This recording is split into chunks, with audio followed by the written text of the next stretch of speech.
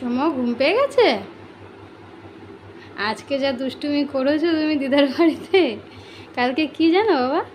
কালকে ক্রিসমাস। তা তুমি? না বাবা, বরফ কেন পড়বে? ওই যে কেক কেক কেক কেক খায়, তারপরে ওই যে স্যান্টা আসে, তুমি জানো না? চোখে আসবে না, তুমি যখন ঘুমাও প্রতি বছর তোমাকে গিফট দিয়ে যায় না? সকালে উঠে তো তুমি প্রতি বছর একটা করে গিফট পাও না? কেন তুমি পাও না? কেন, তুমি তো এর আগের বারও পেলে, তার আগের বার পেলে, প্রতি বছর তো তুমি গিফট পাও। মনে নেই তোমার? চাদর দেবো? ও ভুলে গেছে। কেন, তোমাকে আমি তো প্রতি বছর ভিডিওও করি বাবা। তুমি তো এক এক বছর এক একটা গিফট পাও। তা এবছর তুমি একটু সান্টাকে একটু উইশ করে ঘুমাও, শোনা বাচ্চা। উইশ করো সান্টাকে যে তোমার কি গিফট চাই, মনে মনে মনে মনে বলো।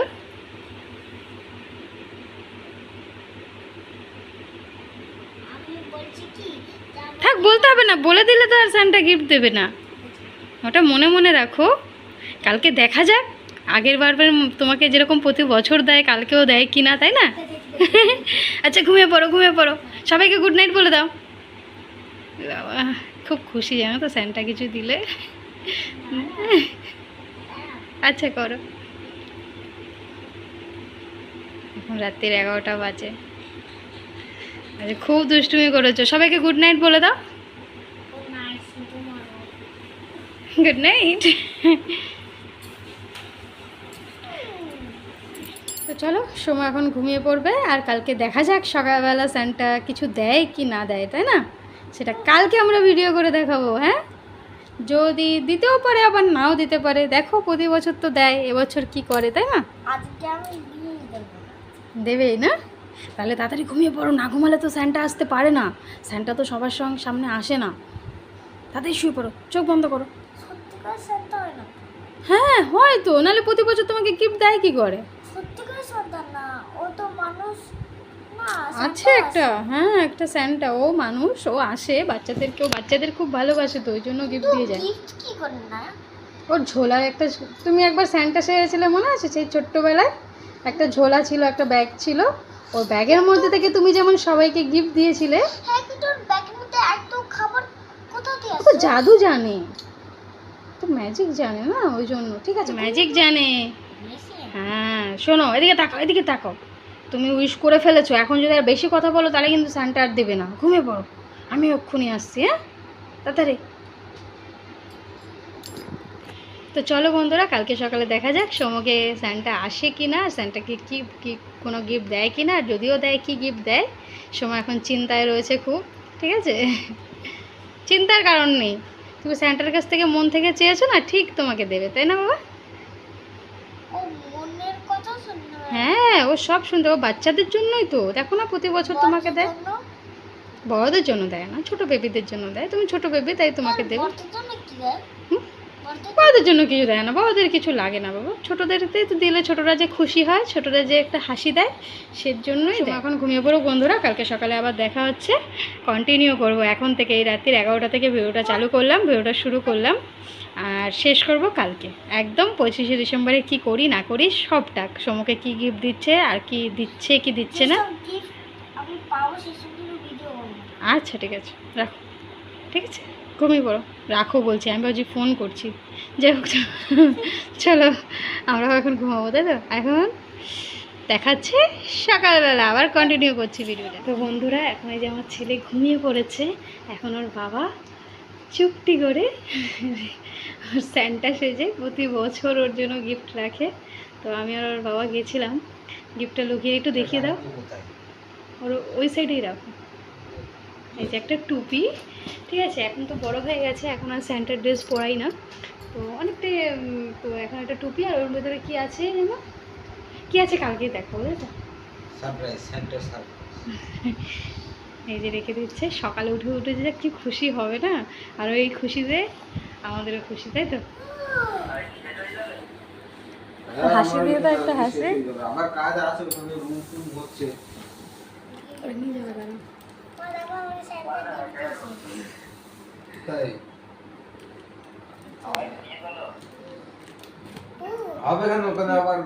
স্যান্টার দেওয়া গিফট পেয়ে ছেলে তো আমার ভীষণ খুশি। ও মানে ওকে প্রতি বছরই দেওয়া হয়, আর ও প্রতি বছর ভাবে এটা স্যান্টা দিয়েছে, কিন্তু ওটা তো ওর বাবাই দেয় স্যান্টা সেজে। তো যাই হোক, বড়দিনের অনেক অনেক শুভেচ্ছা তোমাদের সকলকে, অনেক ভালোভাবে কাটাও দিনটা।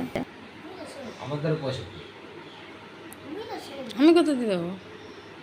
আমি তো সকালে উঠে দেখছি রেখে কেউ চলে গেছে।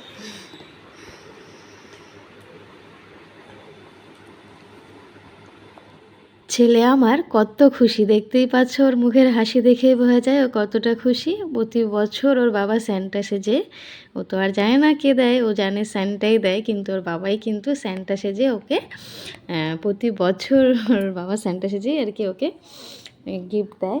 ও খুব মানে এই গিফট মানে উপহার পেয়ে এতটা খুশি হয়, আর ওই খুশিটাই আমাদের জন্য সব থেকে মানে কি বলবো বড় পাওয়া।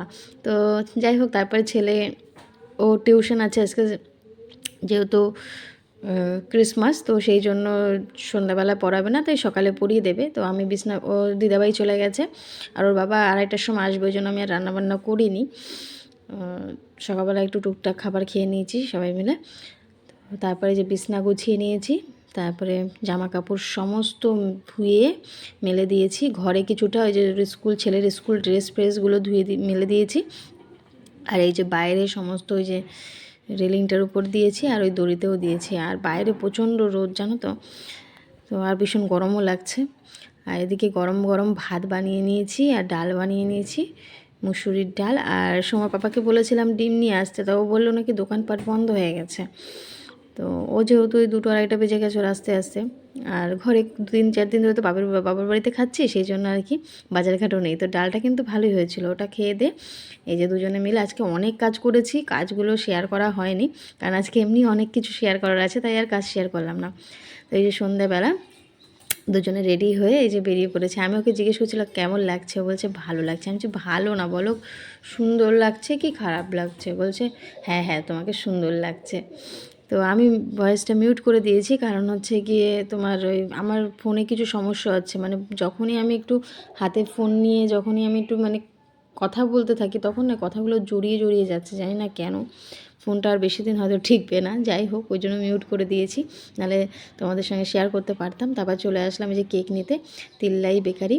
তিল্লাইস বেকারি এটা হচ্ছে অনেক পুরনো বেকারি আন্দামানের, এর অনেকগুলো ব্রাঞ্চ আছে। তো ভাতবস্তি এর মেন ব্রাঞ্চ হচ্ছে অ্যাবার্ডিং বাজারে, আর আমরা এই যে ভাতবস্তিতেও একটা নতুন খুলেছে, তো এখানেই গেছি, নতুন মানে অনেক দিনই হয়ে গেছে। তো যাই হোক এখানে চলে এসেছি, আর এখানে এসে দেখছি ভীষণ ভিড়। আর এখানে না ওই মানে রাস্তায় যেরকম আমাদের কলকাতায় চারোদিকে রাস্তায় রাস্তায় সমস্ত দোকানপাট বসে কেকের, সেই ছোট্টোবেলা থেকে দেখে আসছি, সেইগুলো খুব মিস করি, জানো তো। আন্দামানে সেরকম কিছুই দেখা যায় না। এখানে হচ্ছে এরকম বেকারিগুলোতেই টুকটাক যেরকম কেক পাওয়া যায় ওরকমই। আর আমরা কলকাতার শহরে তো যেখানে মানে যত সব জায়গায় কি সুন্দর কেক ওঠে না, কত রকমের কেক।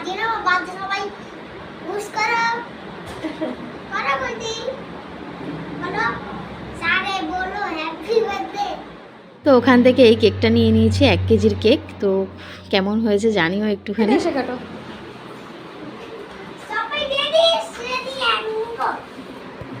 তুমি না এরকম লম্বা ভাবে করো, হ্যাঁ কাটো।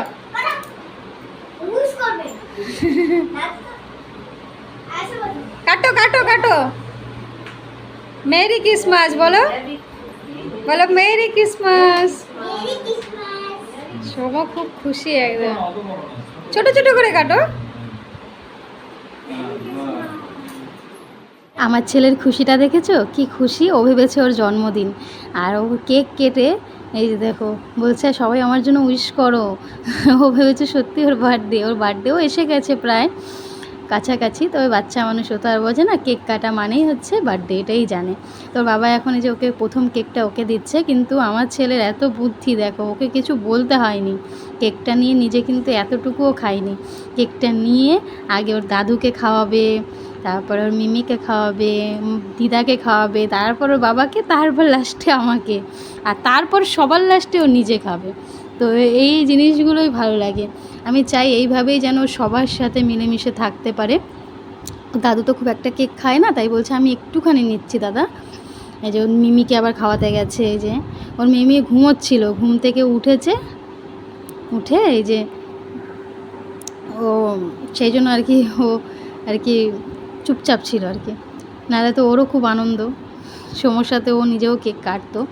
তো যাই হোক সবাইকে খাইয়ে টাইয়ে এই যে ওর বাবাকে খাওয়াচ্ছে, এখন আমাকেও খাইয়ে দিচ্ছে, তারপর শেষে নিজে খাবে। এইটুকুই কেক খেয়েছিল, পরে কিন্তু আর ও আর কেক খায়নি। তারপর সবাইকে কেটে দেওয়া হলো, আর আমার বোনের বরের জন্য রেখে দেওয়া হয়েছে, ও যেহেতু ঘরে নেই ও পরে আসবে।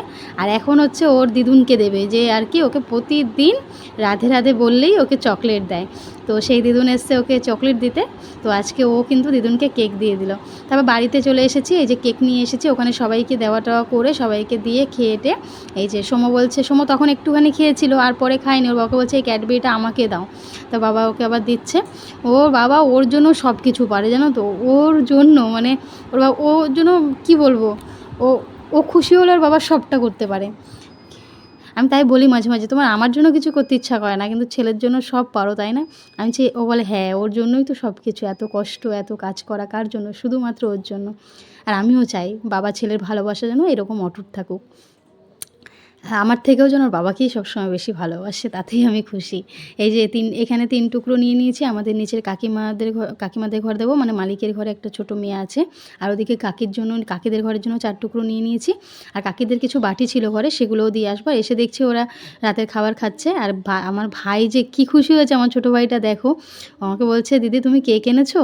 এই যে খুশি, এই খুশিটা হাজার হাজার কোটি টাকা দিলেও মেলে না। এই যে বাচ্চাদের মুখের হাসি, এটা সত্যি কোটি টাকার মানে দিলেও এগুলো পাওয়া যাবে না। এই যে আমার ছেলে বা আমার এই ছোট্ট ভাইটা যে খুশি হয়েছে না, এতেই আমি খুশি, আর কিচ্ছু চাই না। তো এই কাকি আবার আমাকে বলছে কী যেন বলছিল, যাই হোক কথা বলছিলাম। আর ওর জন্য, প্রিন্সের জন্য কিন্তু আমি 2 টুকরো এনেছি, যেহেতু ও ছোটো, ও কেক খেতে ভীষণ ভালোবাসে। আর এদিকে বড় ভাইকে দিয়ে দিল, আর এদিকে কাকিকে বললাম তুমিও একটু খাও। আর এদিকে আমার মা আলুর দম পাঠিয়ে দিয়েছে, এটা সকালে বানিয়েছিল মা, ফ্রিজে রেখে দিয়েছিল। মা তো কিছু বানালে সেটা আবার আমাদের জন্য রেখে দেয়, তো এখন এটা আমরা খাবো। আর এই যে সবাইকে দেওয়ার পরে এটুকু রয়েছে, এটা ছেলেকে পরে কেটে দেওয়া হবে, এটা কালকে।